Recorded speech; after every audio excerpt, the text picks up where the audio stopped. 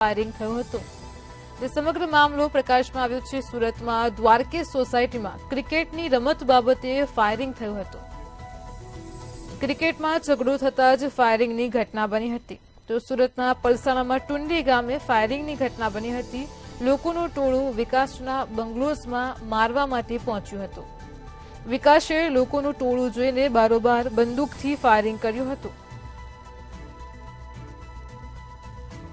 Firing કરતા જ લોકોના ટોળામાં ભાગદોડ મચી જવા પામી હતી।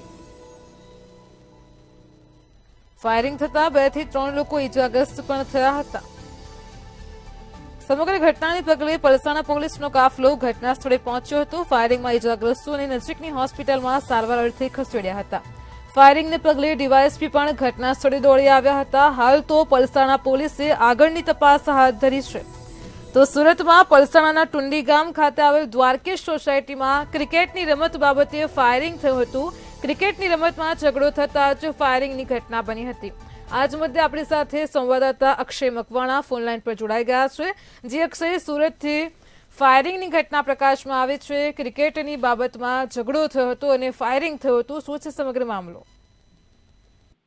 જી ચોક્કસથી જણાવીશ કે સુરતના પલસાણા ટુંડી ગામે જે ફાયરિંગની ઘટના હાલ અત્યારે સામે આવી છે, ત્યારે હકીકત એ રીતની છે કે પલસાણા તાલુકાના જે ટુંડી ગામે ક્રિકેટ રમવા બાબતે જે ઝઘડો થયો હતો, જેમાં દ્વારકા સોસાયટીમાં જે રહેતો યુવક, જે વિકાસ નામનો યુવક જે છે તે ક્રિકેટ ગ્રાઉન્ડ ઉપર મેચ રમવા માટે ગયો હતો અને તે દરમિયાન તેને મેચ રમવા માટે ગયો હતો અને ત્યારે તેને અન્ય સોસાયટીના લોકો સાથે જે ક્રિકેટની રમત બાબતે ઝઘડો થયો હતો। જ્યાં ઝઘડો થતા યુવક જે છે તે દ્વારકા સોસાયટીમાં પોતાના ઘરે આવી ગયો હતો અને જો કે આ ઝઘડો તેના ઘર સુધી પહોંચ્યો હતો, જેમાં અન્ય સોસાયટીનું લોકટોળું જે છે તે વિકાસના ઘરે પહોંચી આવ્યું હતું અને જેમાં ઉગ્ર બોલાચાલી અને હાથાપાઈ થતા વિકાસ ગભરાઈને પોતાના ઘર તરફ ભાગી ગયો હતો અને સાથોસાથ ઘરમાં જઈને તેના પિતા સિક્યુરિટી સર્વિસમાં હોવાથી તેની બંદૂક ઉઠાવી લાવીને લોકટોળાને ધમકાવવા માટે લાવ્યો હતો અને ત્યાં બહાર લોકટોળામાં લાવતાની સાથે ત્યાં ફરીથી હાથાપાઈ થતા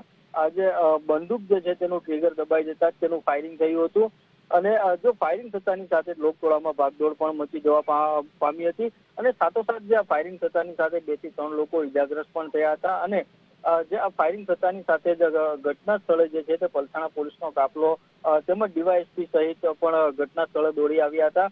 તો બીજી તરફ આ જે ફાયરિંગમાં 2 થી 3 લોકો જે ઇજાગ્રસ્ત થયા છે તેમને બારડોલી ખાતે હોસ્પિટલમાં પણ ખસેડવામાં આવ્યા છે। હાલ તો અત્યારે જે પલસાણા પોલીસ જે છે તે સમગ્ર જે ઘટના છે તેમાં હાલ અત્યારે તપાસ છે તે આગળ હાથ ધરી રહી છે।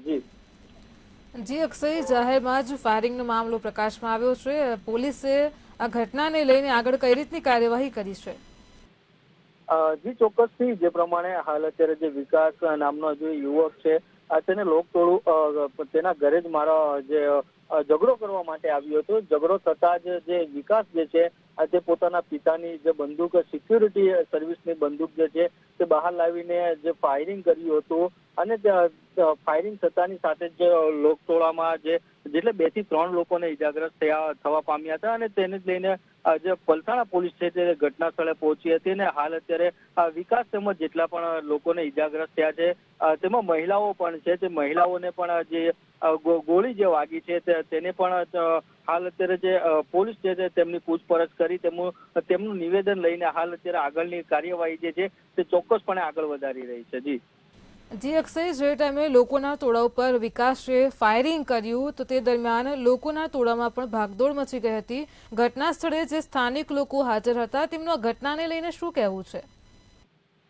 જી ચોક્કસથી જે ફાયરિંગ થતા જે લોકટોળું જે છે તે ભાગદોડ મચી જવા પામી છે, ત્યારે સ્થાનિક લોકો જે છે તેઓ પણ ત્યાં હાજર હતા અને તેઓ પણ કહી રહ્યા હતા કે આજે ક્યાંક ને ક્યાંક આજે ઝઘડો થઈ રહ્યો હતો ત્યાં તેઓ પણ પોતે જે ઝઘડો છોડાવવા માટે ગયા હતા, પરંતુ ક્યાંક ને ક્યાંક ઉગ્ર વાતાવરણ હોવાથી સ્થાનિક લોકો પણ ત્યાંથી જે છે તે ભાગી છૂટ્યા હતા અને ફાયરિંગ થતાની સાથે જ તેઓ સ્થાનિકોએ જે છે તે પલસાણા પોલીસને જાણ કરતા જ પલસાણા પોલીસ પણ હાલ અત્યારે જે છે તે ઘટના સ્થળે પહોંચી હતી। તો જી અક્ષય, જે સમગ્ર માહિતી ઘટનાને લઈને સામે આવી છે, ફાયરિંગ થતા 2 થી 3 લોકો ઇજાગ્રસ્ત થયા છે। હાલ તો ઇજાગ્રસ્તોને ક્યાં ખસેડવામાં આવ્યા છે, તેમની હાલત કઈ રીતની છે? જી ચોક્કસથી જે ફાયરિંગ થયું છે તેમાં જ નજીક જેટલા પણ લોકો હતા તેઓને 2 થી 3 લોકોને જે છે ફાયરિંગમાં ઈજાગ્રસ્ત તેઓ થયા છે. જો કે તેઓ ઈજાગ્રસ્ત થતાની સાથે તેઓને બારડોલી સરદાર હોસ્પિટલમાં ખસેડવામાં આવ્યા છે. જો કે હાલ અત્યારે જે ત્યાંના ફરજ પરના તબીબો દ્વારા જે છે તે તેઓના એક્સરે કરી તેમજ જ્યાં પણ તેઓને ગોળીઓ વાગી છે ત્યાં હાલ અત્યારે તેમને સારવાર આપીને આગળની જે તજવીજ જે છે તે તેમજ આગળની જે સારવાર છે તે હાલ અત્યારે ડોક્ટરો દ્વારા તેઓને પૂરી પાડવામાં આવી રહી છે. જી અક્ષય, સમગ્ર માહિતી બદલ આપનો આભાર. સુરતમાં પલસાણાના ટુંડી ગામે ફાયરિંગની ઘટના સામે આવી છે. દ્વારકેશ સોસાયટીમાં ક્રિકેટની રમત બાબતે ફાયરિંગ થયું હતું. ક્રિકેટમાં ઝઘડો થતાં જ ફાયરિંગની ઘટના બની હતી. લોકોનું ટોળું વિકાસના બંગલોમાં મારવા માટે પહોંચ્યું હતું અને ત્યારે વિકાસે લોકોના ટોળા ઉપર જ બંદૂકથી ફાયરિંગ કર્યું હતું. ફાયરિંગ કરતા લોકોના ટોળામાં ભાગદોડ મચી ગઈ હતી. ફાયરિંગ થતા 2 થી 3